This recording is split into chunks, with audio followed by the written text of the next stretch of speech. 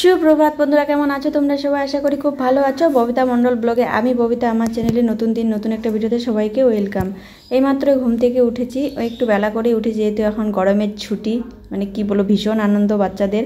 আর আমাদের পড়ার চাপটা বেশি বেড়ে গেছে, মানে বাড়িতে পড়াতে হবে, এই ছুটির পড়াগুলো মানে সেকেন্ড ইউনিট টেস্টের জন্য তৈরি করতে হবে।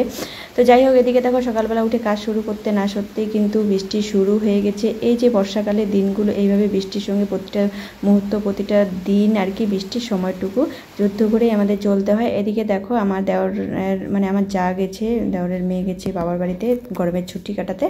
তো বেশি দিন নয়, এক সপ্তাহের মতো। তো এদিকে আমাদের বাড়িতে আজকে পড়াবে, যেহেতু আমরা এখনও যাইনি। আমরা যাবো কিনা আমি জানি না, কারণ আমাদের যেতে দেরি হবে। আর আমরা যখনই যাই বাড়িতে, তখন আমাদের গরমের ছুটিটা মানে স্কুল খুলে যায়, তারপরেই আমরা বাড়ি যাই।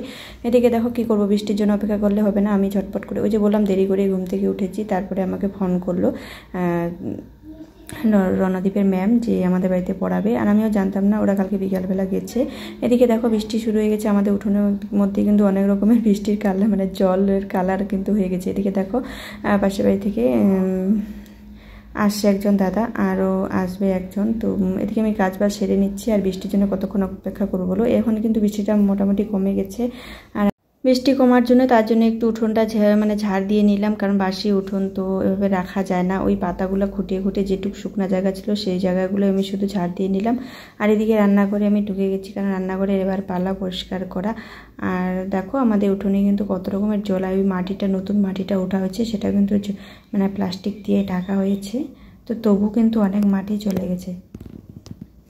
তো বেশ কয়েকদিন ধরে কাঁঠালের তরকারি খাওয়া হয়নি, তো আজকে আমি কাঁঠালের রান্না করব। তার জন্য আমি কাঁঠালটাও কুটে রেখে দিয়ে দিলাম। আর আজকে কিন্তু কাঁঠালটা একটু বড় বড় টুকরা করে মানে রান্না করব। আর এই দেখো সকালবেলা আরও একটা কাজ, তো এইদিকে কাজ বাজ সমস্ত হয়ে গেছে, আমি রান্না বসাবো। এদিকে পড়াতেও চলে এসেছে দিদিভাই, রণদীপের ম্যাম। তো এদিকে আমি ঘরগুলোকেও মুছে নিচ্ছি। আর কি বলবো, উঠোনের মধ্যে কেদা, মানে বৃষ্টি হলে না, মানে ঘরবাড়ির অবস্থা একদমই খারাপ থাকে, তবু কিন্তু মুছতে হয় প্রতিটা দিন। তো চলো ঘর এই যে মুছে আমি একবারে হাত মুখ ধুয়ে এসে রান্না বসিয়ে দিয়েছি বন্ধুরা। এই যে বললাম একটু বড় বড় টুকরো করে আমি আলু আর মাংসের মতো করে রান্না করব। মানে এই প্রথমবার, আমি আরও একবার হয়তো করেছিলাম, ঠিক মনে নেই, প্রথমবারই হয়তো। তো এবার হয়তো দ্বিতীয়বার হতে পারে, কারণ আমি বড় বড় টুকরো করে রান্না করতেছি। ভীষণ ভালো লাগে, মানে ছোটোর থেকেই বড় টুকরোটা আমার কাছে ভীষণ ভালো লাগলো। আর এদিকে মসুর ডাল করব। আর এই দেখো এটা হচ্ছে ভাঙ্গের কাজ, কারণ আমাদের বাড়িতে না এই কয়েকদিন ধরে কি মশা, মানে মাছির যে এত অত্যাচার না, ভীষণ মানে অত্যাচার লাগে। খেতে বসে রান্নাঘরে রান্না করতে গিয়ে, তার জন্যে ওই ডালটা এনে রেখেছি। তো এদিকে দেখো আমার একটু সামান্য ঝোল দিচ্ছি, একটু কষা কষা রান্না করব। আর মানে এত সুন্দর বলছিল কাঁঠালের তরকারিটা, খাওয়ার সময় তোমাদের সঙ্গে শেয়ার করা হয়নি, মানে কি বলো, খাওয়ার সময় আর আমি ভিডিও শ্যুট করিনি, এতটাই মানে ভালো লেগেছিলো। আর রাজদীপ আমাকে জিজ্ঞাসা করছে, মা তুমি মাংস রান্না করতেছো, মাংস কোথায় পেলে সকালবেলা? আমি বললাম না বাবা, হাড্ডি ছাড়া মাংস রান্না করতেছি। তো ভীষণ মানে টেস্ট হয়েছিলো কাঁঠালের তরকারিটা, বড় বড় টুকরো করে। আর আলুগুলো খেতে ভীষণই ভালো লেগেছিলো।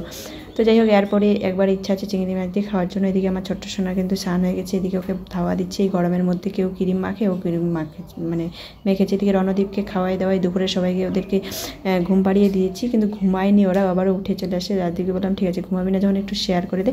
তো এই বিকালবেলা দেখো কর্তাগিনীতে দুজনে মিলে গাছ বুনতেছি, কারণ বর্ষার দিনে খাওয়ার জন্য। আমাদের দেখো, যারা আমার ভিডিও আগে থেকে দেখো তারা জানোই, আমাদের বর্ষাকালে আমাদের বাড়িতে চারপাশে এত জল। এই দেখতেছো আমরা যেখান থেকে মাটি ভরতেছি গোবরের টিকি থেকে, এই পালানটা কিন্তু পুরো বৃষ্টির জলে ভরে থাকে পুরো বর্ষাটা। সেই অঘ্রাণ পৌষ মাসে কিন্তু এই জল শুকিয়ে যায়। তো এদিকে দেখো বস্তার মধ্যে শুধু গোবরের ঠিকই যত গোবর ছিল গোবর দিয়ে প্রথমে মানে 2-3 ডালি গোবর দিয়ে, তারপরে 2-3 ডালি মাটি উপরে দিয়ে গাছ বুনবো, মানে যতটুকুনি যেভাবে হয়। আর দেখো মানকচুর গাছটা কত বড় হয়েছে।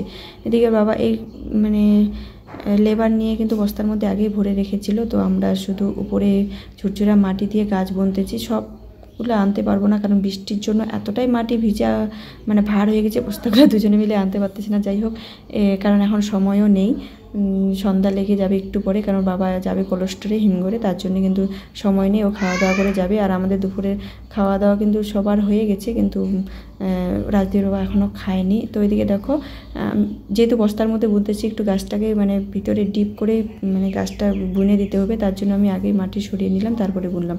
যাই হোক, বিকালবেলা দুজনে মিলে অনেক গাছই বোনা হলো, পুঁইশাক, চাল কুমড়ো, গ্যাড়া, তারপরে বেগুন, তারপরে আবারও বুনবো। আর এটা দেখো সন্ধ্যাবেলা না, আর কয়েকদিন ধরে মিষ্টি খেতে এত মন চাচ্ছে না, মাঝে মাঝে হয় এরকম। মাঝে সাঝে টক খেতে ইচ্ছে করে, মিষ্টি জিনিস খেতে ইচ্ছে করে। তো পায়েস তো করবো না, কারণ বাড়ির দুধ হলে একটা অন্যরকম কথা, যখন খুশি মানে যখন যা খেতে ইচ্ছে করে খাওয়া যায়। তো এখন তো 1 কেজি করে দুধ মানে জোগান নিচ্ছি, তার জন্য ও 2 ভাইয়ে ওরা খায়, যা থাকে বাবা খায়। তো এদিকে দেখো পাউরুটি দিয়ে দুধ আমি সবার জন্য